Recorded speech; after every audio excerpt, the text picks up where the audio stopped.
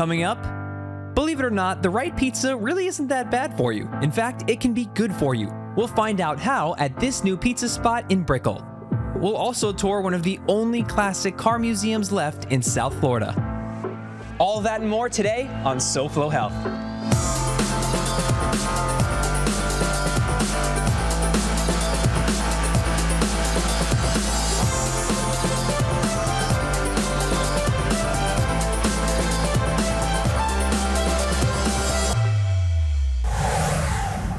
Hello and welcome to SoFlo Health. I'm Hunter Frankie and we're at the Dauer Museum of Classic Cars, and you might say, cars, health, what does that have to do with anything? Well, the Dauers have a connection to health, and this museum is a great place to come visit, especially in the summer when it's hot outside. You can stay cool in here and look cool next to these cars. Let's go meet the Dauers and find out more. Here they are, Eddie and Joanne Dauer of the Dauer Museum of Classic Cars. Thank you so much for being with us today. Well, thank you for coming today. We're happy to have you here. Of course. Well, we're so glad to be here because there's a lot of rich history here. I have one question right off the bat. It's called the Dauer Museum of Classic Cars, but I see television equipment, I see medical equipment. What does that have to do with classic cars? Well, cars is just one part of what we collect. We have about 15 hobbies we've put together over the past 51 years. So there's things other than cars, the broadcast television museum, documents, x-ray equipment, scientific instruments. We even have a transmission electron microscope here in the museum. That's incredible. And who is the museum for? The museum is for the community. We felt that after collecting all these years, we wanted to put something together that could be open to the public and share it with people in the community. We also originally used it for fundraising events for nonprofits. Our big sponsor and charity is the Boys and Girls Club of Broward County, and we've had events from other universities such as University of Miami, North Carolina, churches, temples. So it started out originally as a private collection and for fundraisers, and now as of last year it's been open to the public. Well, we're so glad because there's so much to see here. What are some of your favorites? I think it starts with when we first met in 1974. Eddie picked me up in a 1941 Cadillac. It had no hubcaps, it was in primer, and the spokes were coming up in the seats, and I actually got in the car. So it has to be one of my favorites because of the time being in that. For me personally, it would probably be any of the ones that relates to my family. I have my grandfather's delivery truck. It's a 1950 Pontiac, which was my grandfather's. Then I also have my original car, which is a 1975 Firebird. There's other favorites would be the Woody wagon we have here. There's also a 1959 Cadillac. It's in like turquoise color. It's a convertible. It's a really favorite of mine. Well, that's just a very small glimpse of what there is here to see today. How many cars are here? It varies, usually between 60 and 70 cars. We have 5 that just left today for a car show up in Virginia, but there's usually somewhere between 65, 70 cars here at any one time. All right, well, I'm excited to take a look around, and I'm sure you are as well, so stay with us throughout SoFlo Health for a tour of the Dauer Museum of Classic Cars. We're in downtown Brickell for some pizza. When you think of pizza, you don't generally think of health, and when you think of pizza being healthy, you're like, ugh, why would I ruin it? Well, we're here to show you at DC Pico that eating pizza can be better than you think. Let's go see Dom.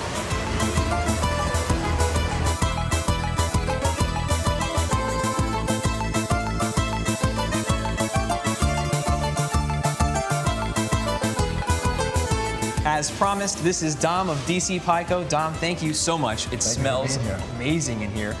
Before we get started with the pizza, tell me about DC Pico. You know, DC, those are my initials. I'm passionate about pizza. I was born and raised in New York, Brooklyn. This is a Brooklyn brick oven pizza. Yeah. With only fresh ingredients, the way I'm used to eating it as a kid. Yeah, we're talking about pizza on SoFlo Health today, which is throwing some of our viewers off, I'm sure. But I'm somebody that believes if you get food with the right ingredients, it can be better for you than you might think. And I'm not one to say this food's bad, this food's good. It's just food. What matters, like you said, is the ingredients. So what makes your pizza different? We only use fresh ingredients. Our sauce is made fresh daily. Our cheese is flown in from Campania, Italy. We use buffalo mozzarella cheese. Our produce comes fresh every single day. So you're eating clean. We don't fry anything. Everything's baked in the brick oven. Simple, fresh, and clean. And when it comes to the sauce, that's somewhere where a lot of people don't realize there's going to be added sugars and things like that. What's your sauce like?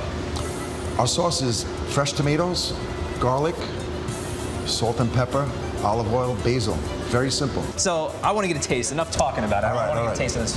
Where should I start? So let me tell you, so this is actually my favorite pie. Okay. This is a pie with all beef pepperoni, long hots, fresh garlic, and of course fresh basil.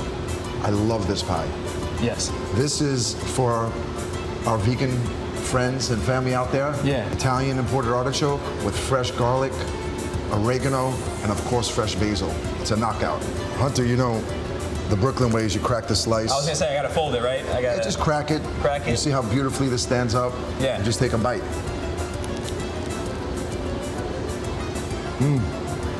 Oh yeah. Delicious. What I like about it too is that it's not just a bunch of dough. That's where a lot of people get themselves in trouble. There's very little dough. It's about the ingredients and the flavor that you get. It's not overpowered by anything else. I noticed that your salad menu isn't your typical salads.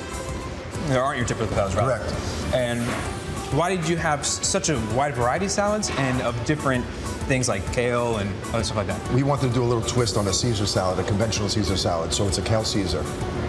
It is delicious. It's one of our best sellers. This is a chicken chop salad, healthy protein. So it's our house salad with fresh, free-range organic chicken that's chopped with some tomatoes and onion. Very simple. That's another way that I think a lot of people don't realize that they can have the pizza and still stick to their diet. If their friends ask them, oh, we want to go get pizza, and they're thinking, oh, I'm trying to be healthier, this and that. Instead of eating the whole pie, maybe have some pizza, you get a salad along with it. Or you find what fits for you. That's what we love here on SoFlo Health, is that people can find exactly what they're looking for, especially with restaurants like yours. I'm used to eating great food. I grew up with 2 Italian grandmothers. I was jonesing for pizza, and I decided to bring Brooklyn Brick Oven to South Florida. If people want to learn more about DC Pico, how can they? You follow us on Instagram at DC Pico, but most importantly, just come down and have a great meal. Yeah.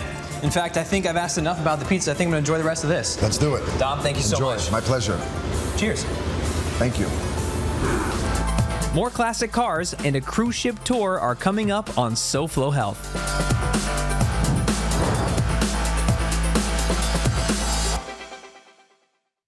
Focusing on you. Innovations in modern medicine. From your team of experts at UHealth, the University of Miami Health System. Triathlete Todd Saunders knew something was wrong when his balance was off. There was a vertigo, and the white line on the road just kind of kept moving. Todd had an acoustic neuroma, a golf ball-sized tumor at the base of his skull. He was referred to Dr. Michael Ivan, a neurosurgeon who specializes in brain tumors and skull-based surgery at UHealth. So these kinds of tumors are fortunately benign, and they're typically very slow growing. And what they do is they grow on one of the nerves in the brain, and typically it happens on the vestibular nerve, which connects the brain to the balance area of your body. What are the symptoms? The most common symptom is hearing loss, balance issues with vertigo or dizziness, tinnitus or ringing in the ear. My ears were popping, tinnitus, losing interest very quickly in a lot of things because I was agitated. Todd's tumor was growing and it needed to be removed. The delicate procedure requires UHealth's multidisciplinary approach. It needs a team approach, somebody who specializes in hearing and balance and vestibular problems, as well as somebody who specializes in neurological problems. And we work together as a team to come up with the best solution. Doctors successfully removed Todd's tumor. He's now running again and has a message for the UHealth team. Every year on my surgery anniversary, I just say thanks.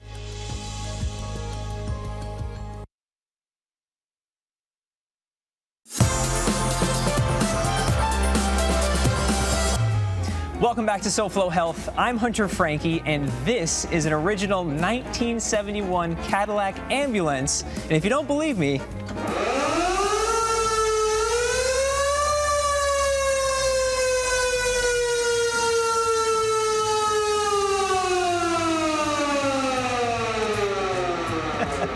how cool is that? We'll learn more about it with Joanne and Eddie right after this. SoFlo Health's Healthy Travels, sponsored by GBG Travel. Hey, South Florida. Florida. I'm Jenna Mark, and it is officially summer, which means summer vacation planning is in full effect. I'm on board MSC Cruises' Seashore ship, which takes passengers from right here in the 305 to the Caribbean and the Bahamas on a thrilling 7-day adventure. Ready to make a splash? Let's go check it out.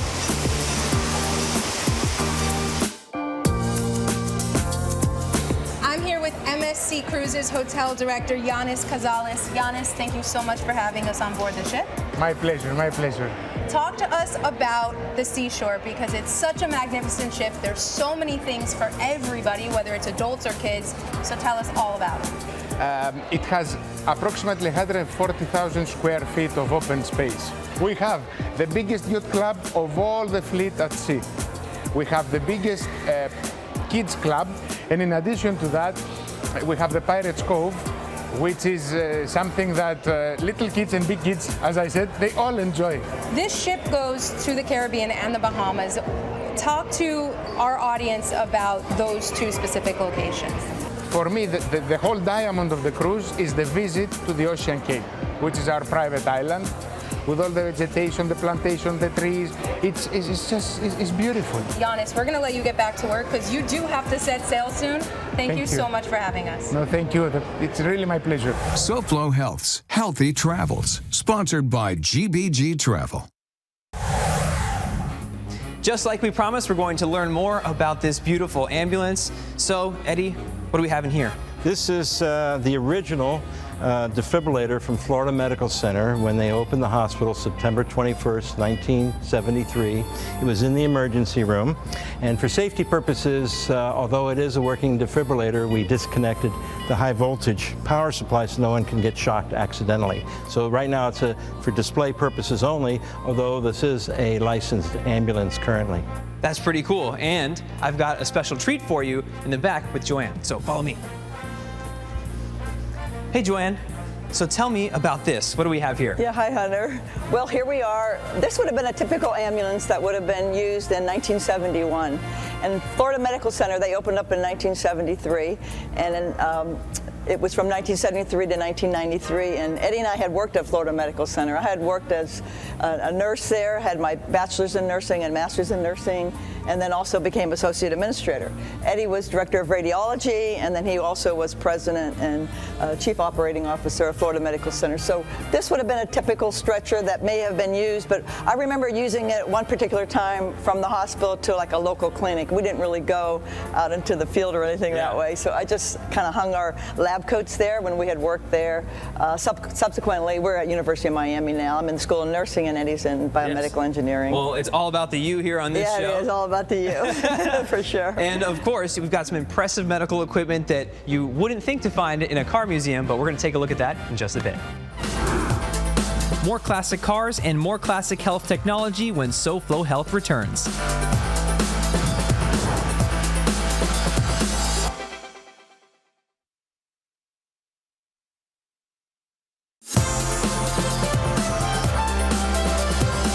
We're still at the Dauer Museum of Classic Cars. Welcome back to SoFlo Health. I'm Hunter Franke. This is Edward Dauer. Eddie, tell me, what is this? It's not a classic car, but it certainly is a classic. This is a transmission electron microscope that actually used at the University of Miami. It's now an antique, and it's made its way over to our museum. It's from the 1960s.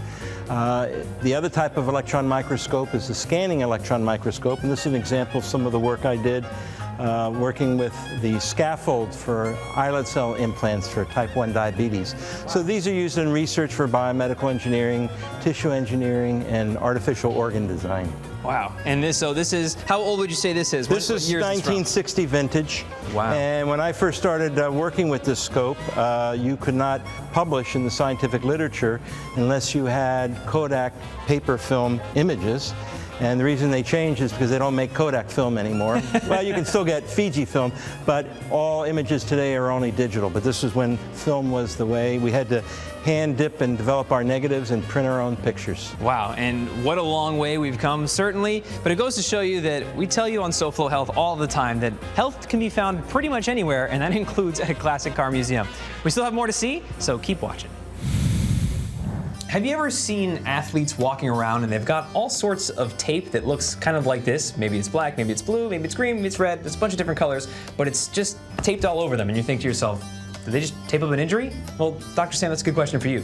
Do you just tape up injuries? Well, not really, Hunter. When it comes to like the use of this tape, which is called Kinesio Tape or K-tape for short, what you want to do is you want to make sure that how you use it and tension you put on it has different purposes. So by just, let's say you have a bruise in this area right here, and you want to help the bruising to heal faster. What you would do is put it lightly on, put about 20% tension on the tape, and you put it lightly on, it lifts the skin up and drains the bruise faster. So in the segments before, we've done some Graston work on you where we release the soft tissue in the area, which giving you full range of motion. However, if we want to hold on to it until our next visit together, and we can use the tape to help us out with that. So what I'm going to do here is I'm going to tape you up, and again, we've done a full assessment. So what I'm going to do is I'm going to actually open it up like this. Now this is the placement. So you're going to put your hand, and you're actually going to extend it down like this. This is where a professional can tell you how the tape can be done perfectly. So we're extending it out like that. What I'm going to do is I'm going to actually put the tensile force on there about 50 to 75%. As I do, the ends don't get any tension because those are the anchors, and then just like that. Basically, we've already done an assessment. We know exactly where Hunter's tension was coming from. So I'm pulling on this area, pulling it back up. These are the anchors, and he holds on to that area. You're able to now work out and do everything normally would. This is just going to help stabilize in the right position. And if you were watching recently, Dr. Sam did some soft tissue work on my elbow to show you an example of how it's not just the adjustments, it's also your muscles that need to hold those adjustments in the right place. And now that I have this tape, that is then releasing the tension, or no, it's creating tension, but in the right place. Exactly. It can release and or create tension as you need it. That's why it's done by a professional. That's why a lot of times when I have patients come to my office and say, hey, I've seen this at CVS or Walgreens and I have the tape, and they apply it on themselves. If done incorrectly, you can make your injury worse. So it's always good to do it with a professional. Even if you purchase the tape and bring it to a chiropractor or physical therapy office, talk to the professional and see how's the best way to tape it to get the most bang for your buck. How long do I leave this here?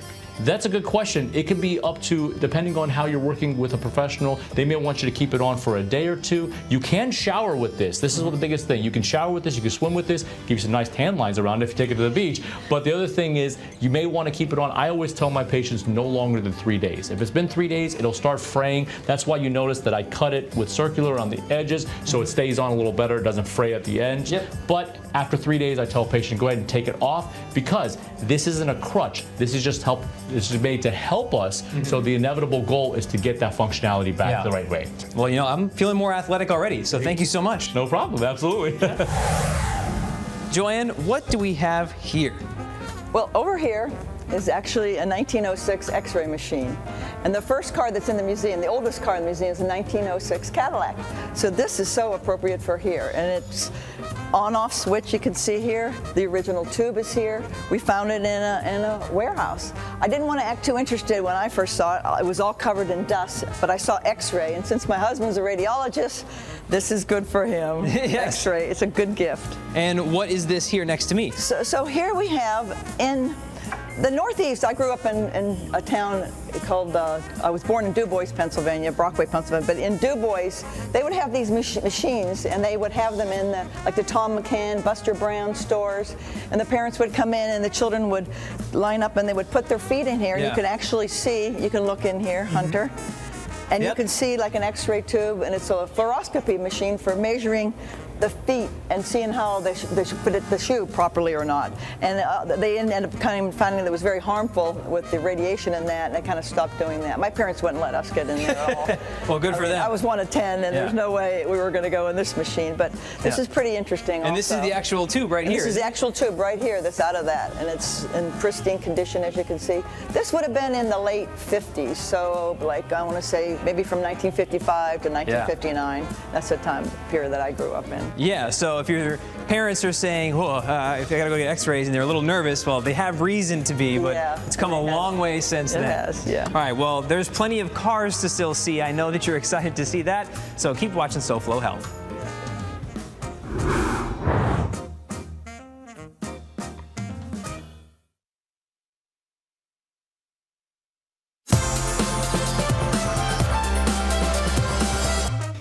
Welcome back to SoFlo Health. I'm Hunter Franke at the Dauer Museum of Classic Cars, and this is Dr. Dauer himself. And what is next to you? This is what they call the Triple Crown. In 1952, General Motors had 3 cars for their Motorama with special editions that were not available to the general public. They were so popular, the next year in 1953, General Motors decided to sell them to the public. This is before the days of crash testing and government regulations. 1953 Buick Skylark, the first year of the Skylark. This is 1953 Dorado, which is the first year of the Cadillac Dorado. Wow. This is the Mel's Diner car you've seen maybe in Hollywood, California. They made 532 of these. And this is the 1953 Oldsmobile Fiesta, one of 458 made, 1 year only. And the Oldsmobile and the Dorado are important because the first cars to feature the wraparound windshield where it goes around to the side of the car. Wow. I mean, I think this might be my favorite car in the whole place, but we do have a special treat for you, so follow us. Is this what I think it is? Yes, it is. It's an original 1918 traffic signal called the Semaphore Signal from Los Angeles. That's the original Corning glass lenses and the original arms. And when it would turn, you see the red light as the indication's going to turn. And it should go to red. And then in a few seconds, the bell's going to ring twice, and it's going to turn back to green again. Here it goes. Wow. So that's not just some Hollywood effect that they put in old movies or movies depicting older times. That actually was how it worked. That is the real one. And unfortunately, all of them, when they took them out of service in 1954, there were thousands of them. This is before recycling and conservationists. They dumped them all in the ocean. There's only a handful that survived. Well, we're so glad that you had us here today and you've preserved so much history. It's part of what we love about South Florida. People say, oh, there's no history in South Florida. It's only 100 years old. Well, Dr. Dauer's got plenty of it here. So, Eddie, thank you so much. Now, I think your wife's waiting for me over there, right? Yes, she wanted to ask you a personal question. All right, well, let's go find out what that is. Joanne, Eddie says you have something to ask me. I do. You're not going to be offended by this now, are you? I don't think so. Would you buy a used car from Eddie and I? Hold that thought. I have to finish up the show. You know, on second thought, maybe I will buy one of these cars. That's all we have for this week's episode of SoFlo Health. Thank you so much for watching. As always, you can watch previous episodes of SoFlo Health on SoFloShows.com, and you can follow us using @SoFloHealth to share with us what you're doing to stay healthy. Until next week, it's goodbye and good health. Now, where are the keys to this thing?